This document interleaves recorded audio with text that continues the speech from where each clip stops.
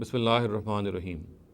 Regarding the concept of the hereafter, the misconception I'd like to bring into discussion today relates to this concept that a memorizer of the Qur'an or a hafiz of the Qur'an will be granted this privilege by the Almighty that he will be able to intercede for 10 of his own household.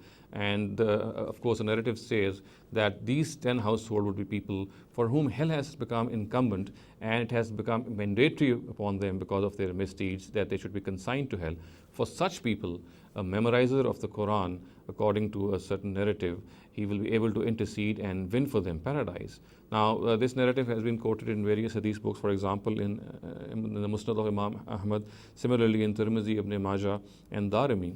And a typical text of this narrative reads, the narrative itself is reported by Ali ibn Abi Talib, radiyallahu anhu, and he says that, قال رسول الله صلى الله عليه وسلم من قرأ القرآن واستظهره فأحل حلاله وحرم حرامه أدخله الله به الجنة وشفعه في عشرة من أهل بيته. And the words which later on follow are وجبت له النار.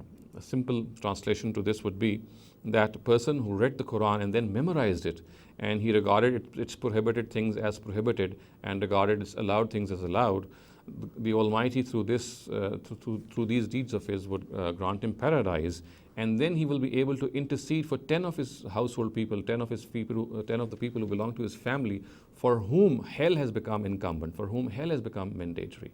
Now, Tirmidhi himself has, for example, qualified this narrative and said it is Hasanun Gharib, and he goes on to say that this narrative has a suspect personality, a suspect narrator in it, and his name is Hafs ibn Sulaiman, and he comments on him by saying, Laysa huwa bil qawi yuza'afu fil hadith, and he's not at all a worthy transmitter, and he has been regarded as weak in matters of hadith. This is what his own comments are. So therefore, this narrative is not soundly ascribed to the Prophet Muhammad sallallahu alaihi wasallam. Moreover, about Hafs ibn Sulaiman, the comments of our hadith authorities, as I'd like to point out, are very, very tough and very, very strong against him.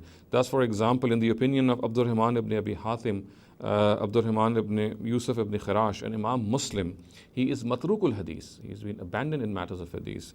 Ali ibn Madini and Abu Zurra regard him to be za'iful hadith, which means he's weak in matters of hadith. In the opinion of Yahya ibn Ma'in, he's laysa bisiqa, and a similar opinion is attributed to An-Nisai. Abdurrahman ibn Yusuf ibn Khirash says that he's a great liar and that he concocts narratives.